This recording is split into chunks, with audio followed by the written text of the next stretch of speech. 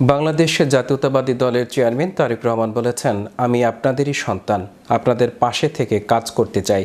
আমি ক্ষমতার জন্য নয়, মানুষের কল্যাণের জন্য রাজনীতি করি।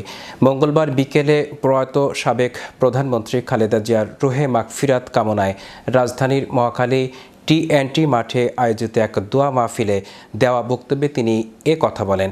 দোয়া মাহফিল সঞ্চালনা করেন ঢাকা ১৭ আসনের বিএনপি নির্বাচন পরিচালনা কমিটির প্রধান সমন্বয়ক আব্দুস সালাম।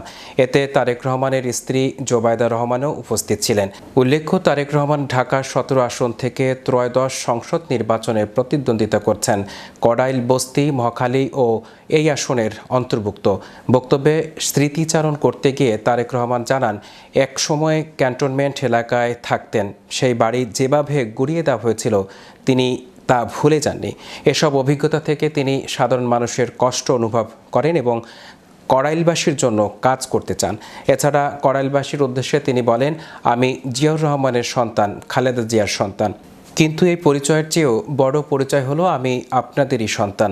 আমি বাংলাদেশের মানুষের জন্য রাজনীতি করি। তারেক রহমান বলেন, খালেদা জিয়া জীবিত থাকা অবস্থায় মা বোনদের শিক্ষার প্রসারে বিনামূল্য নানান উদ্যোগ নিয়েছিলেন। একইভাবে শহীদ রাষ্ট্রপতি জিয়াউর রহমানের নেতৃত্বে দেশবাসী বহুভাবে উপকৃত হয়েছে। বক্তব্যে বিএনপি চেয়ারম্যান বলেন, মা বোনদের স্বাবলম্বী করা ও নিরাপদ চলাচল নিশ্চিত করতে ফ্যামিলি কার্ড চালুর উদ্যোগ নিতে চাই। কৃষকদের জন্য ফ্যামিলি কার্ড দেওয়ার পরিকল্পনা রয়েছে। আপনারা যদি আমাদের সুযোগ দেন, আমরা এই ব্যবস্থাগুলো বাস্তবায়ন করব। বস্তিবাসীদের সন্তানদের ভবিষ্যৎ নিয়ে পরিকল্পনার কথা তুলে ধরে তিনি আরও বলেন, আমার যেমন সন্তান আছে, আপনাদেরও সন্তান আছে।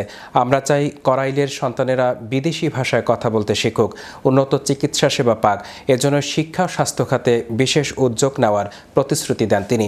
এছাড়া তিনি মহান মুক্তিযুদ্ধ এবং ২৪ জুলাই অভ্যুত্থানে শহীদদের আত্মার মাগফিরাত কামনা করেন। একই সঙ্গে কড়াইলবাসীর কাছে দোয়া চেয়ে বলেন, আল্লাহ যদি রহম করেন এবং আপনারা দোয়া করেন, তাহলে আমরা এসব কাজ বাস্তবায়ন করতে পারব। কিভাবে উনি খাল খনন করেছিলেন, সেই খাল দিয়ে পানি এসেছিল এবং সেচ ব্যবস্থা সহ বিভিন্ন উপকার মানুষ পেয়েছিল সেই খাল খননের মাধ্যমে। আমরা দেখেছি যে কিভাবে সেই সময় বিভিন্ন ভাবে ব্যবস্থা গ্রহণের মাধ্যমে চাল, ডাল, তেল সহ নিত্য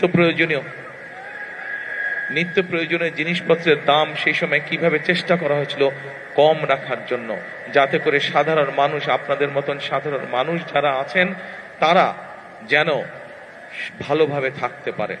প্রিয় কড়াইলবাসী, আমার সামনে উপস্থিত প্রিয় মুরব্বীবর্গ, আজকে আপনারা এখানে দোয়ার অনুষ্ঠানের আয়োজন করেছেন।